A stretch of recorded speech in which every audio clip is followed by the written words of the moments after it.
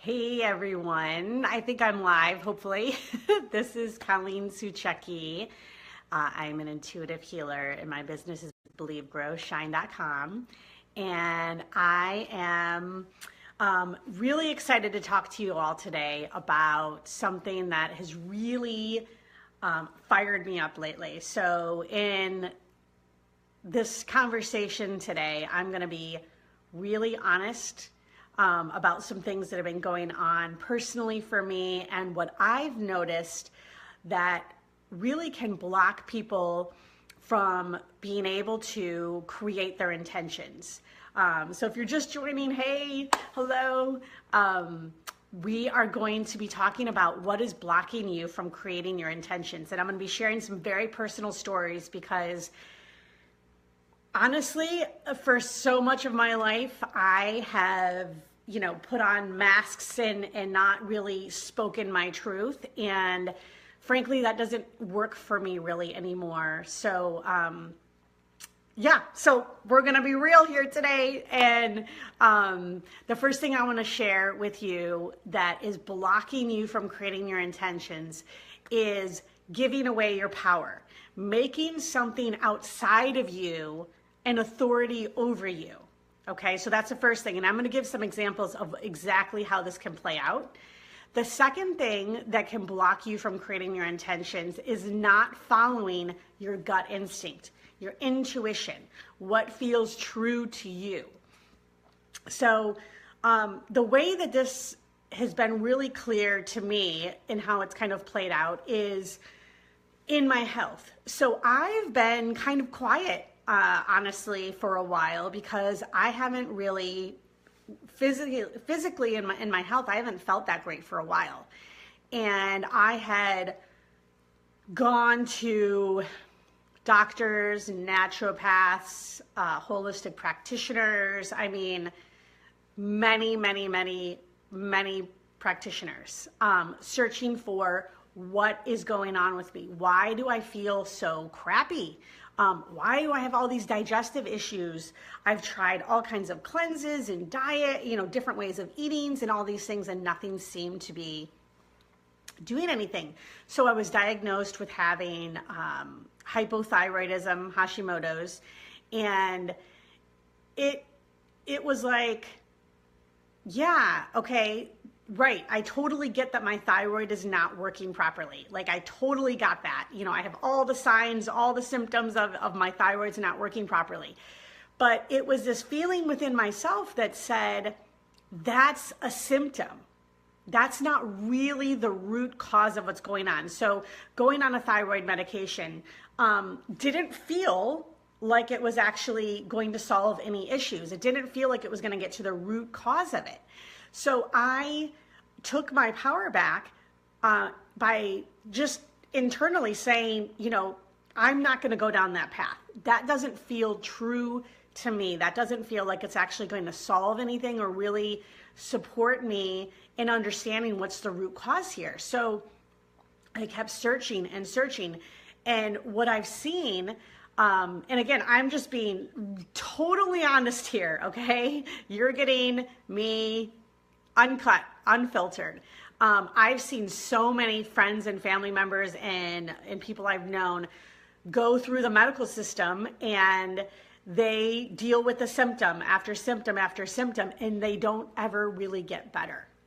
And so we've been really taught in our society to whatever your doctor tells you to do is what you do. And I've seen that, sure, there may be times when that is absolutely works and is in alignment. And there are times when it's not. And if you don't keep your power within you and really ask yourself, does this feel true to me? Does this feel like this is going to help me? Or this feel like this is the root cause of what's going on? Have I gotten to the root cause yet? If you don't ask yourself those questions, then you're giving your power away to something outside of you, and who knows what's going to happen, right? So by saying and acknowledging for myself that I know that my thyroid is not really the main issue here, I kept searching and searching. And finally, I've been able to find 2 holistic practitioners that said, you have an Epstein-Barr virus, and you have, yes, Karen, yeah, you have Epstein-Barr virus, and the reason why you have these viruses in your body is because your liver is not functioning. And the reason why your liver is not functioning is because at the age of 1, after having a series of vaccinations, your liver it shut down because of how the vaccinations, my body responded to the vaccinations. Now, when I was told those things, that I had this virus and that's the root cause was with my liver shutting down, everything inside of me said, yes, that is true. This is the root here. So now I'm doing things to support my liver and to get my liver, repair my liver and allow my liver to start functioning properly again. So then my body can start functioning properly and, rid my body of the virus, and I can go on, and then my thyroid will start working, and then my immune system. So it's like this trickle effect, everything really stemming from my liver not working properly.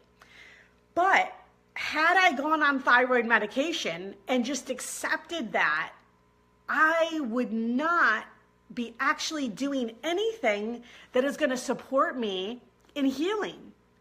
So I just really want to, this is something I'm so passionate about, because I see it all the time when people just accepting what they're told as truth. And it just, people have been taught not to think for themselves anymore. They've been taught to accept what their medical doctor says, what someone else says as true, instead of asking yourself, does this feel true to me? Is this true for me?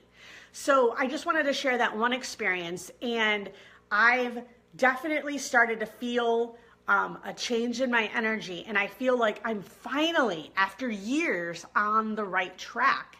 Another experience that I want to share with you is another deeply personal experience that has to do with my son.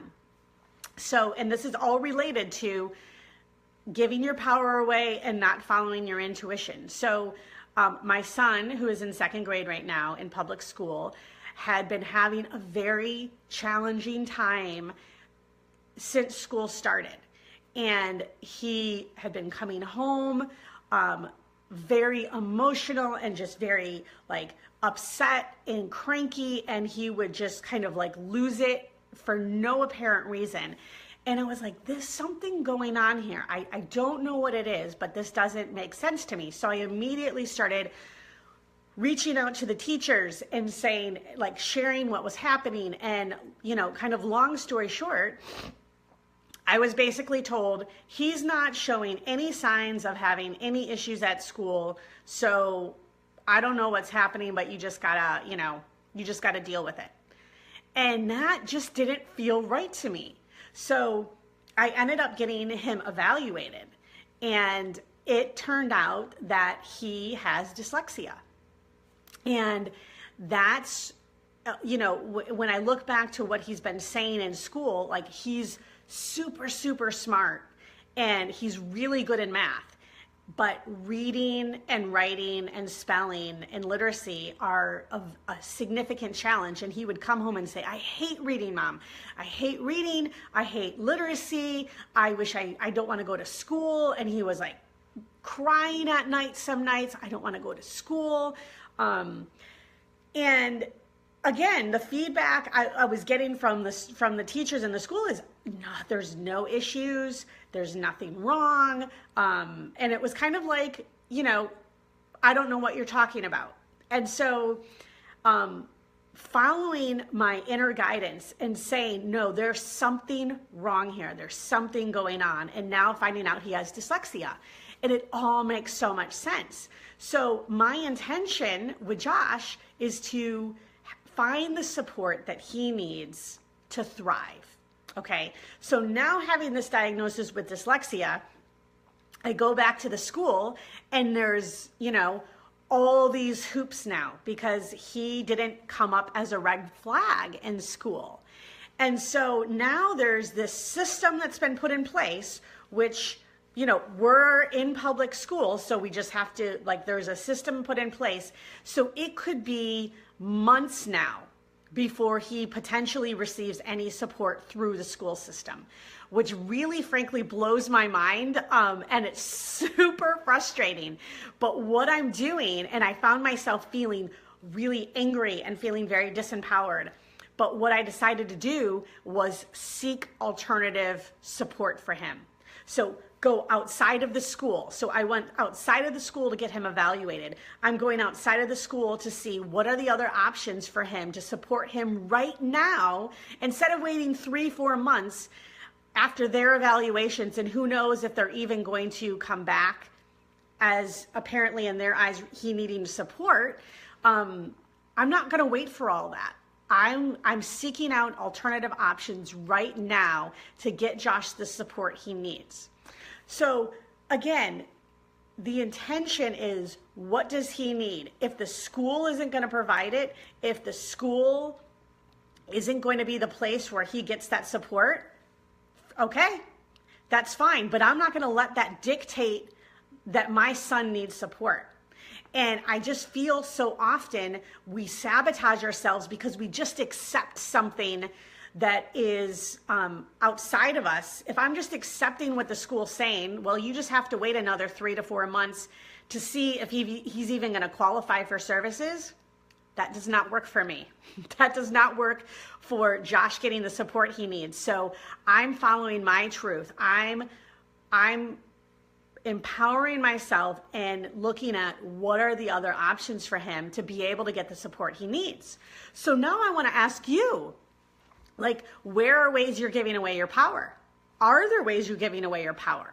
You know, other ways this can play out is in a relationship where our intention for the relationship is to have a loving, connected, passionate relationship. But if we are making our partner responsible for how we feel, we're giving away our power. Okay? We're not taking that responsibility. We're not claiming that power to say, you know what? If I'm feeling this way, this is mine to be responsible for. And if we're making our partner responsible, we're never going to create what we want by giving away our power. And this is also, you know, where are you going against what's true for you? Is there some inner voice or inner feeling inside of you that's telling you to change jobs or to, you know, whatever it is? Maybe you have an issue going on with your child and there's some inner voice telling you, you know what? Something's not right here. Listen, like, I want to inspire you to listen to that, because there's a reason that feeling is there. And when you listen to that and you just follow the next step, wherever that leads you, it's going to help you to create your intentions. So I want to kind of just, you know, wrap up. Hopefully this has been helpful for you. If you have any questions or any ahas, please share them in the comments below. Please share this with your friends. I feel like this is just so powerful right now, to really look at where do we give our power away and where are we not listening to our inner guidance, and how that can completely sabotage what we want to create in our life. And I also want to share with you that I'm really excited to be a part of a women's retreat coming up the end of January 27th and 28th. It's called Creating Your Intentional Life. I am one of the speakers, one of the main speakers.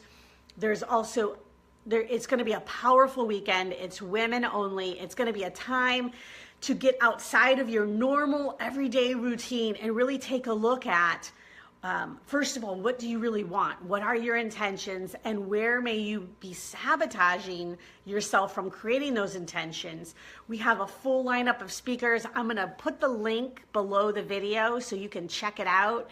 And I would love to see you there. It's going to be a really powerful weekend. So I hope this was great and helpful for you today. And I hope you have an awesome rest of the day. Talk to you soon.